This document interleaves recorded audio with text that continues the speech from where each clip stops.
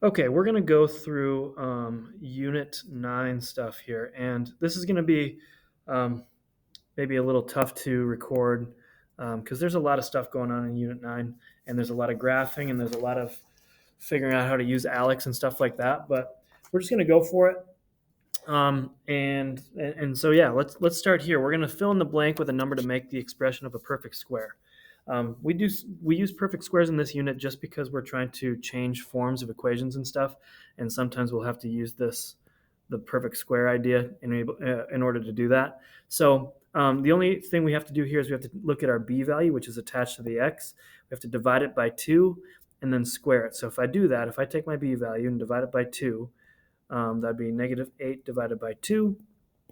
And if I square that, that should come out to get me 16, because negative 8 divided by 2 is negative 4. Square that, that's positive 16. So there'll be a 16 that you fill in for that blank. And that's it for filling in a perfect square. Going in a little bit deeper into that here on this next topic, number 2,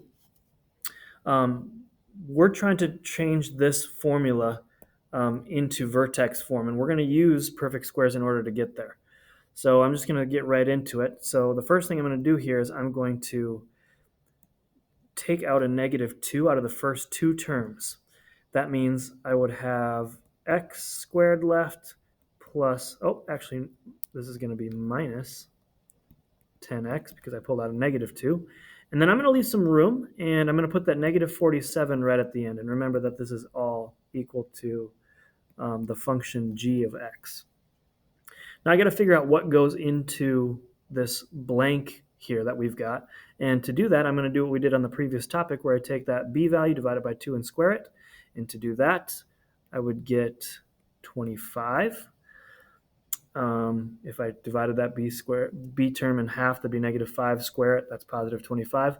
And then what I've just done to this equation is I've added a piece of information that doesn't really belong there. So therefore, I've changed the equation. So I'm going to actually have to do the opposite. Now, if you think about it, you might think, yeah, you just added 25 to that side of the equation. But really, this negative 2 distributes to that 25. So we've actually added more than 25. We've added a negative 50 to this side of the equation. In order to get rid of the negative 50 that I just added to the right-hand side of the equation, I'm going to have to actually add a positive 50 to the same side. And that should cancel out the negative 50 with the positive 50. But I'm going to add that 50 at the end. And so then I can bring down my negative 2. I'm going to factor this parentheses right now. So if I factor that, that's going to be x minus 5 and x minus 5, which I can just say is x minus 5 squared. And then I'll put plus 3 at the end with those two pieces. And that is very shortly explained on how to change that to vertex form. Next, I'm going to graph the circle. And actually, there's a couple things I'm going to write down before I do that. In here, the general form for a circle is x minus h squared plus y minus k squared equals r squared. And so when I graph this, I'm going to basically be looking for my h and my k, and that's going to give me my center of my circle. So in this case, that would be, well, actually, I'll just write h and k first. But in this case, that would be 4 and 2. And you might be thinking, well, I see a negative 4 and a negative 2. Well, actually, those negatives were a part of the equation to begin with. Those negatives are located right there. So it's actually the opposite of what you see right here is what you would have for your center. And then R stands for radius.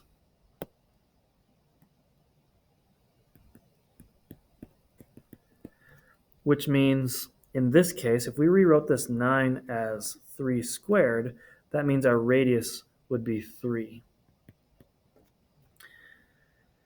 So then I would go to my graph, go 4, 2, put a center there, and then I'd go over 3, up 3, to the left 3, and down 3. And there's my circle. That one should be pretty easy to graph on Alex.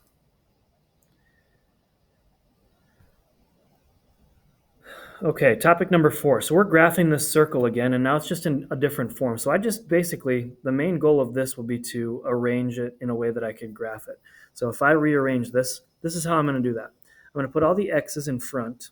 X squared minus 4x plus y squared minus 8y equals negative 16. So if you look through there really quick, you'll see that I put the x's in the front, I put the y's next, and then I move that positive 16 to the other side by subtracting it from both sides. Clayton Cooper, Johnny Skelton. And so, please report to Miss Leonard's room. Clayton Cooper, okay. Johnny Skelton to Miss Leonard's room. Sorry about that. And so then I subtracted 16 from both sides, and that got me here. Now what I can do is I can start doing my perfect squares again by going x squared minus 4x, leave some room, y squared minus 8y, leave some room, equals negative 16. And then my question is, what can I plug into those open spaces? Well, in this case, I can plug in a positive 4, because if I cut my b value in half and then square it, that equals 4. And for the second one, that would be a positive 16 if I cut my b value in half and then square it. And then I'm going to just continue here. If I factor, I'll get x minus 2 squared plus y minus 4 squared equals, and I honestly forgot a step here. Well, it's not going to be that big of a deal. I've just added a 4 and a 16 without compensating for it on the other side.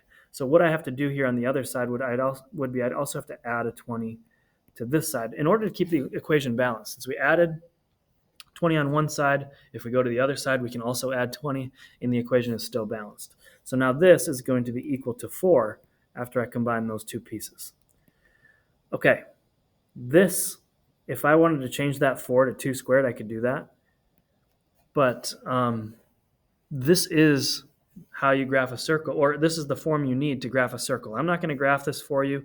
Go back to topic 3 if you wanted to look at how to graph that. Topic 5 is basically the same thing as topic 4, except there's another step added. So I'm going to do the same first step where I put everything, or all the x's at the front, so 4x squared minus 24x.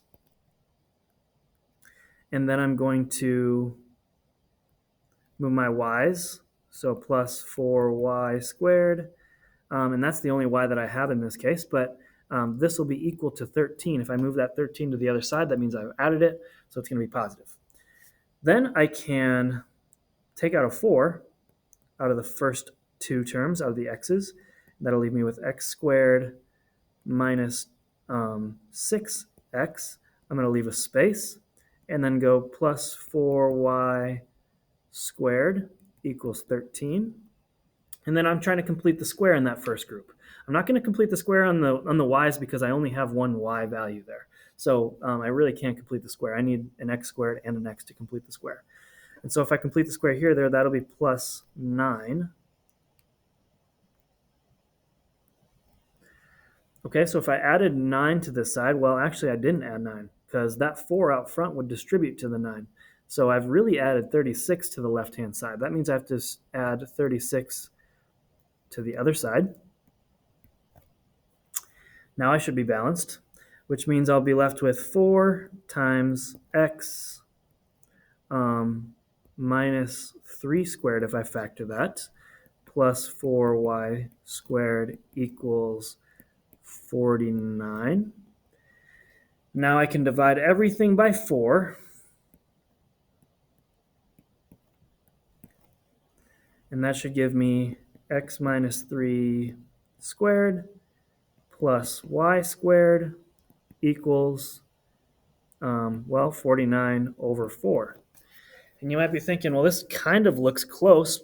Actually, this is the exact equation that we need because I could rewrite this as x minus 3 squared plus y minus 0 squared equals 7 over 4. Nope, sorry, not 4.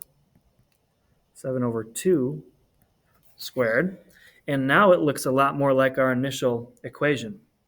Our radius would be 7 over 2, and then our point would be 3, 0. That would be our center. So that's how you set that up.